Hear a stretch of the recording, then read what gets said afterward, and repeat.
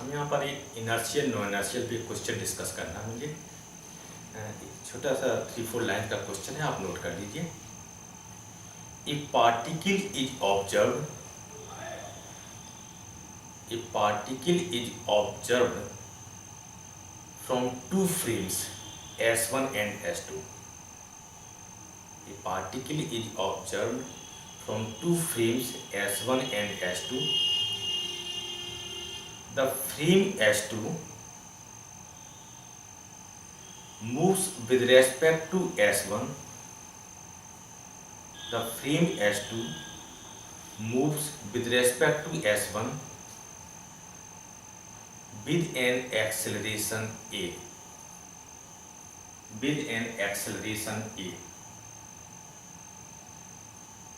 ये आपके पास क्या दिया है? मैग्नीट्यूड फॉर्मेट है, ये वेक्टर फॉर्मेट नहीं, ये रिलेटिव एक्सेलरेशन का एक मैग्नीट्यूड आपको ए दिया है।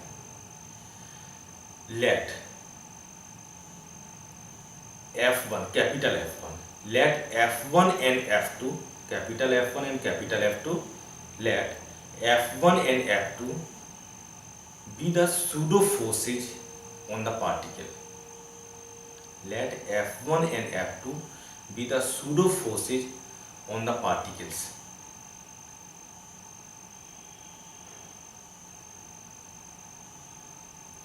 When seen from S1 and S2 respectively. When seen from S1 and S2 respectively. अब यहाँ पर क्वेश्चन है, which of the following are not possible? Which of the following are not possible? एक objective format में है, which of the following are not possible. तो यहाँ पर पार्ट बता रहे हैं। फर्स्ट पार्ट डिस्कस करने से पहले हम इंफॉर्मेशन को देख लें। यहाँ पर टू फ्रेम्स हैं, एक आपके पास S1 फ्रेम है, एक आपके पास S2 फ्रेम है, और एक पार्टिकल की इसका मास मैंने m चूज कर लिया, और बता रहे हैं कि इसके रेस्पेक्ट में इस पे एक सूडो फोर्स है, इसके रेस्पेक्ट में इस पे एक सूडो फोर्स की वैल्यू बता रही है। सूडो फोर्स की वैल्यू उन्होंने बताई है। तो अब जब सूडो फोर्स है, इसका मतलब है ये एक्सलेट कुछ कर रहे होंगे, S1 S2 में कुछ ना कुछ एक्सेलरेशन होगा। हम क्या करते हैं, एक एक्सेलरेशन की वैल्यू चूज कर लें। सपोज दैट दिस S1 इस डायरेक्शन में एक्सलेट कर रहा है A1 वेक्टर से, और S2 का कोई और एक्सेलरेशन चूज कर लें। S2 हमारे पास सपोज दैट इस डायरेक्शन में एक्सलेट कर रहा है A2 से, क्योंकि सूडो फोर्सेज हैं तो सूडो फोर्स होंगे, क्योंकि वो तभी पॉसिबल जब S1 S2 आपकी एक्सलेट कर रहे हो। तो मैंने चूज कर लिया A1 एंड A2। अब आपके पास क्या बता रहे हैं कि इस ऑब्जर्वर के रेस्पेक्ट में इसका सूडो फोर्स की वैल्यू कितनी बताइए। सूडो फोर्स की पहले डायरेक्शन क्या होती है, इसकी एक्सेलरेशन के अपोजिट। तो इन्होंने डायरेक्शन और मैग्नीट्यूड इन दोनों प्लॉट कर दें। डायरेक्शन हमारे पास इस टाइप की हो गई, और इन्होंने मैग्नीट्यूड कितना बताया है, F1। S1 फ्रेम के रेस्पेक्ट में इस पार्टिकल का सूडो फोर्स F1 बता रहे हैं।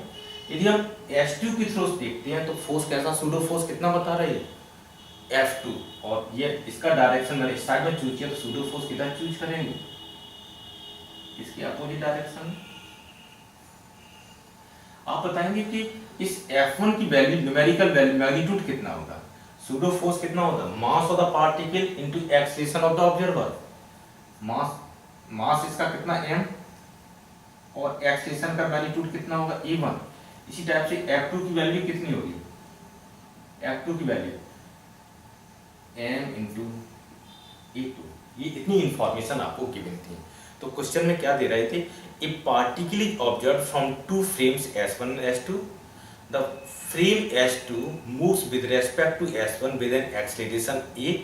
अब देखिए acceleration of S2 with respect to S1, उसकी वैल्यू कितनी दे रखी है, a दे रही। इसका मतलब है कि हम इसको कैसे लिख सकते हैं, mod of A2 minus A1। इसकी न्यूमेरिकल वैल्यू इन्होंने क्या बताई, a, और दिस वैल्यू कैसी है, नॉन जीरो। ये पार्ट आपका गिवन पार्ट है, क्वेश्चन में गिवन था। तो अब इन्होंने क्या कहा, इनका एक्सलेशन कितना दे रखा है, ए एक्सलेशन दिया है, और F1 F2 कैसे हैं, इनके सूडो फोर्स है with respect to S1 and S2। अब मुझे बताना है which of the following are not possible, कौन कौन सी रिजल्ट पॉसिबल नहीं। तो फर्स्ट पार्ट हम डिस्कस करना चाह रहे हैं कि part A, one by one हम डिस्कशन करेंगे। पार्ट ए में बता रहे हैं कि F1 equal to 0 and F2 die not equal to 0। F1 is equal to 0 और F2 and F2 die not equal to 0। अब देखो इस पर डिस्कस करते हैं। पार्ट ए हमारे पास स्टेटमेंट ट्रू है, सही है कि गलत है। हमें क्या चाहिए, गलत आंसर चाहिए। Which of the following are not possible, यदि ये पॉसिबल है तो मेरा आंसर सही नहीं होगा, हमें क्या नेगेटिव आंसर सर्च करना है। चेक कीजिए, यदि F1 0 है, F1 0 होगा, मास 0 नहीं है, तो A1 की वैल्यू कितनी हो जाएगी, 0। ओके, अब यहाँ से यदि A1 0 सब्स्टिट्यूट करते हैं तो A2 की वैल्यू कितनी हो जाएगी, A। और वो कैसे, जब A2 इक्वल टू A हो जाएगा तो आप देखिए कि F2 की वैल्यू कितनी, M इंटू A हो जाएगी, और ये वैल्यू कैसे हो जाएगी, non zero.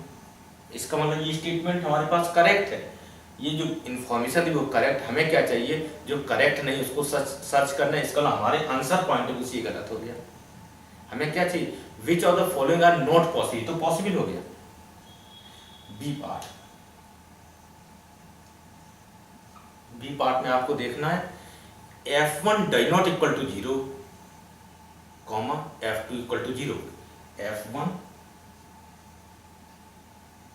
Die not equal to 0, comma F2 equal to 0। फिर इसको देखते हैं, F2 0 है, F2 0 है तो यहां से कितना, A2 0 हो जाएगा। A2 0 हो गया, इसका मतलब A1 की वैल्यू कितनी हो जाएगी, A हो जाएगी। जब A1 इक्वल टू हमारे पास A हो जाएगा तो M इंटू A हमारे पास F1 की नॉन जीरो वैल्यू हो जाएगी। तो ये तो करेक्ट है। हमें क्या चाहिए, जो करेक्ट ना हो, तो इसका मतलब ये भी सही हो गया, ये भी सही है, लेकिन हमारे आंसर पॉइंट ऑफ व्यू से दोनों ही गलत है। स्टेटमेंट ये सही है, हमें चाहिए जो स्टेटमेंट गलत हो उसको सर्च करना है। आपके पास सी पार्ट में दिया है F1 die not equal to 0, F2 die not equal to 0। F1 die not equal to 0,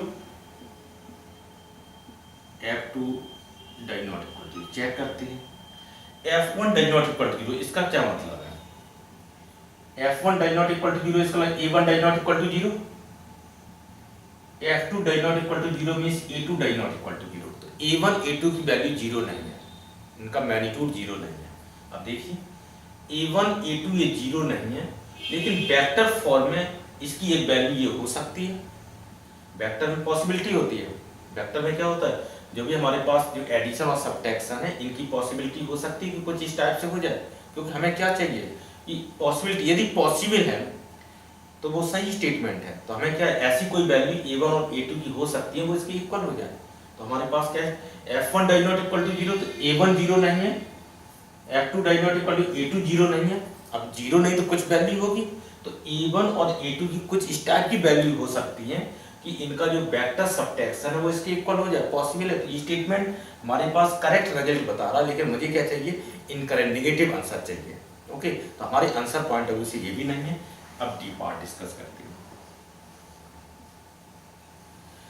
D part में बता रहे हैं F1 equal to 0, F2 equal to 0। F1 equal to 0, F2 equal to 0, ये बता रहे हैं। ठीक है, चेक करते हैं F1 इक्वल टू 0 का क्या मतलब है। F1 0 होगा तो A1 कितना हो जाएगा, 0। F2 0 होगा तो A2 कितना हो जाएगा, 0। आप चेक कीजिए, A1 भी 0 हो गया, A2 0 होगा, ये वैल्यू कितनी होगी, 0 हो गई। क्या 0 इज इक्वल टू A हो सकती है, A हमारे पास नॉन जीरो वैल्यू दी है, तो ये पॉसिबल हमारे पास ये गलत हो गया। F1 F2 एक साथ 0 नहीं हो सकते हैं, यदि ऐसा हो जाते तो इसको ये स्टेटमेंट फिर गलत हो जाएगा। हमारे पास फिर से देख लीजिए, F1 इक्वल टू 0 तो A1 0 हो गया, F2 इक्वल टू 0, A2 0। तो इसका मतलब है कि ये भी 0 ये भी 0, तो इस इक्वल टू को सेटिस्फाई नहीं कर रहे हैं। जब ये नहीं कर रहे हैं तो इसका मतलब ये आंसर हमारे पास कैसा, वो स्टेटमेंट ट्रू नहीं है, स्टेटमेंट गलत है। तो गलत स्टेटमेंट को तो मुझे सही करना, इसका हमारे आंसर पॉइंट है उसी ये रिजल्ट हो गया। हमें क्या चाहिए था, which of the following are not possible, इसकी पॉसिबिलिटी नहीं हो सकती है, क्योंकि ये जो गिवन इन्फॉर्मेशन है इसको सेटिस्फाई नहीं कर रहा है। ठीक है। तो आपको बहुत क्लियर, आप जब भी इसको सॉल्व करें, आप न्यूटन के जो first law inertial no inertial frame की प्रॉब्लम, तो सबसे पहले न्यूटन को सेकंड लॉ पढ़ लें, सूडो फोर्स के बारे में पढ़ लें, उसके बाद में प्रॉब्लम के लिए अटेम्प्ट करेंगे तो आपको समझ में आ जाएगा।